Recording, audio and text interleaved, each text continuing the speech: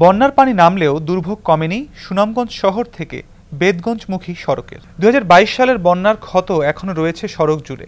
বয়স্ক মানুষ, সন্তান সম্ভবা নারীর এই পথে চলা দায়। এর মধ্যে এবারের বন্যায় আরও ভেঙেছে সড়ক।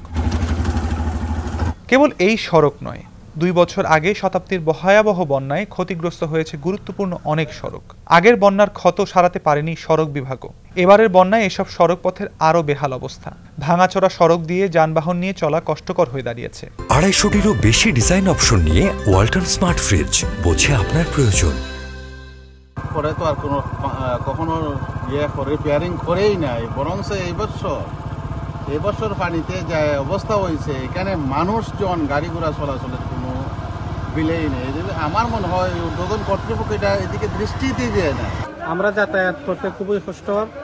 এরপরে পানির পড়লে আমরা গাড়ি ঘোড়া পাই না, বড় কষ্টের মধ্যে। এবারের বন্যার ফলে তো আরো ভয়াবহ হচ্ছে, রাস্তাঘাট খুব খারাপ হয়েছে। আলমপুরের মানুষ, বেদগঞ্জের মানুষ, এই দিকের মোল্লাপাড়া ইউনিয়নের মানুষ এদিকে যাতায়াত করে। তারপরে আপনার এখানে ২০২২ সালে যে ভাঙছে, এই পর্যন্ত আরো বেশি ভাঙছে। তারপরে যাইও কিছু ড্রাইভারেরা কিছু ইট বালু বা কনক্রিট দিছিল, এইগুলা বাইশও কিছু নেওয়ার পরে সাধারণ কিছু রয়েছিল। এরপরে কিছু ইকিস্তি আর কোনটা রয়েছে না, ইকিস্তি ভাঙা জায়গা রয়েছে। চলাফেরা খুব মারাত্মক, মাঝে মাঝে লামা লাগে, উঠা লাগে। গ্রামীণ সড়কের এমন দুর্দশায় চিন্তিত তৃণমূলের জনপ্রতিনিধিরাও। ১-১.৫ ঘন্টার ভিতরে আমার দাঁড়াগাঁও থেকে নতুন নমনগাঁও পর্যন্ত এই ভাঙ্গাগুলো অন্তত হয়ে গেছে। হওয়ার পরে অন্তত আমার এলাকায় একটা দুর্ভোগের সৃষ্টি হচ্ছে। কেউ পারাপার করতে পারে না, অনেকে নৌকা দিয়ে যেতে হয়, অনেকে হাতিয়া যেতে হয়, অনেকে ভাঙ্গা সাঁকো দিয়ে যেতে হয়। কিন্তু তাই নয়, কিন্তু ইকিস্তি দ্বিতীয় পর্যায়ে যে বন্যাটা আসছে, সেই বন্যায় আমাদের আরো অনেক ক্ষতি হয়েছে। এবার এলজিইডির প্রায় ৪০০ কোটি টাকার কাঁচা পাকা গ্রামীণ সড়ক এবং সড়ক বিভাগের ২৪৯ কোটি টাকার পথ পাহাড়ি ঢলে নিমজ্জিত হয়ে চলাচলের অনুপযোগী হয়েছে। এমনটাই দাবি করছে দুই বিভাগের দায়িত্বপ্রাপ্ত প্রকৌশলীরা। ২০২২ ফ্লাডে আমাদের মোট মেন প্রায় ৩১টি সড়ক ক্ষতিগ্রস্ত হয়েছে।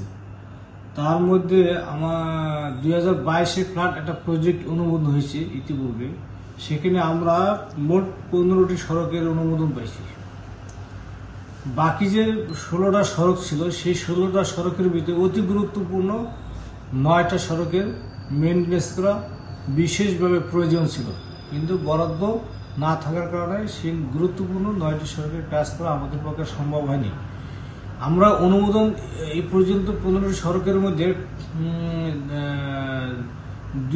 দুইটা প্যাকেজের কাজ চলমান, আর 2টাতে আমরা নোয়া দিয়েছি, আর বাকিগুলো টেন্ডার ইভ্যালুয়েশন অবস্থায় আছে। সুনামগঞ্জ জেলায় সাম্প্রতিক বন্যায় সড়ক ও জনপথ অধিদপ্তরের 8টি সড়কের মোট 95.56 কিলোমিটার সড়ক ক্ষতিগ্রস্ত হয়েছে। উল্লেখযোগ্য ক্ষয়ক্ষতিগুলোর মধ্যে রয়েছে যে সড়কের উপর দিয়ে পানি প্রবাহিত হওয়ার ফলে অনেক জায়গায় কার্পেটিং বিনষ্ট হয়ে গেছে, সড়ক শোলটা ধসে গিয়েছে বা ক্ষয়প্রাপ্ত হয়েছে, এজিং বা ধার ভাঙ্গা হয়েছে, এবং বিশেষ করে ব্রিজ কালভার্টের অ্যাপ্রোচ ধসে গিয়েছে। তো এইগুলো আমরা মেরামতের জন্য 2 ধরনের পরিকল্পনা গ্রহণ করেছি, কিছু স্বল্প মেয়াদী এবং কিছু দীর্ঘমেয়াদী। তো স্বল্প মেয়াদী ক্ষয়ক্ষতি বা মেরামতের সম্ভাব্য ব্যয় হিসেবে আমরা নির্ধারণ করেছি যে 19,80,00,000 টাকার একটা প্রাথমিক অ্যাসেসমেন্ট করেছে, এবং দীর্ঘমেয়াদী মেরামতের জন্য আমাদের প্রায় 250 কোটি টাকার একটা প্রাক্কলন বা এস্টিমেট আমরা করেছি আর কি।